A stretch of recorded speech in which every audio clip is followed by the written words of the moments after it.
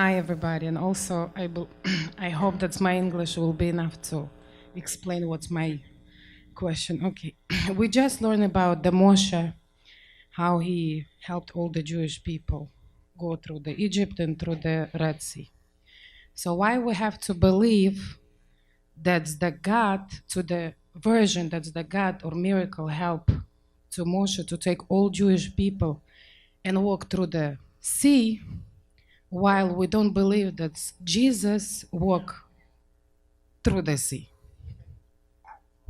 Her question is, we're just starting about Moses, but we do know that later on in the story, well, at the rate we're going, it might be in 2 years from now, Moses is going to lead the Jews out of Egypt and will cross the Red Sea. So why do we believe that Moses led the Jews to the Red Sea, but we don't believe that Jesus walked on water? Well, very simply, why don't you go back a little further? Why do you believe that Moses in the Torah, the Old Testament, why not believe in the New Testament? That's the same question. Maybe go back even to further and more basic question, not just one action of splitting the sea and walking on the water. Go back and ask, why do we believe in the Old Testament? Why don't we believe in the New Testament? Ask that question. That'll answer this question too. And this answer is very, very simple, because that is very important to know. The big difference between the Jewish tradition and the non-Christian or any other religion is that at the time that God gave the Torah to Mount Sinai, there were millions of people that witnessed it. They saw God coming down with the lightning and the thunder, speaking to Moshe Rabbeinu, and all the action that happened at that time. And God spoke to them. They heard his voice speaking to them, was witnessed by millions of people.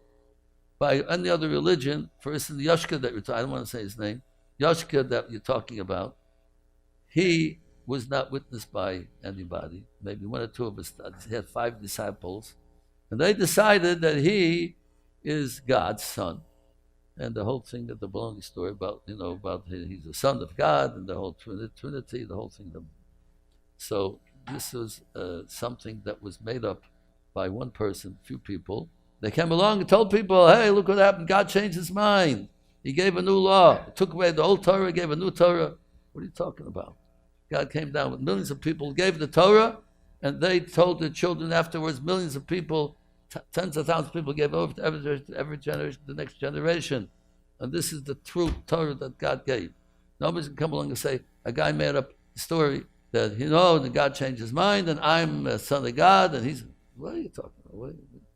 He'd come along and believe a story like that. Someone walking to say, I'm the son of God.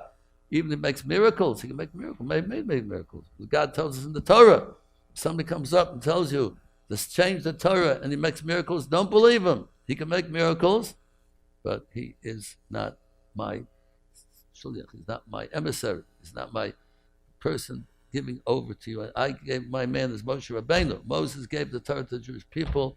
God will never change his mind, and this is the true religion, and we have millions of people saw it. So anything about the New Testament is false. There's no truth to it. It's just by a few people that came along, and they talked a lot of people into it, and it's very convenient.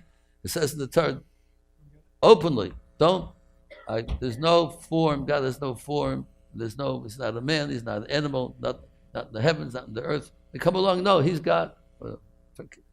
10 Commandments. It says don't believe in any other forms of God. God has no form.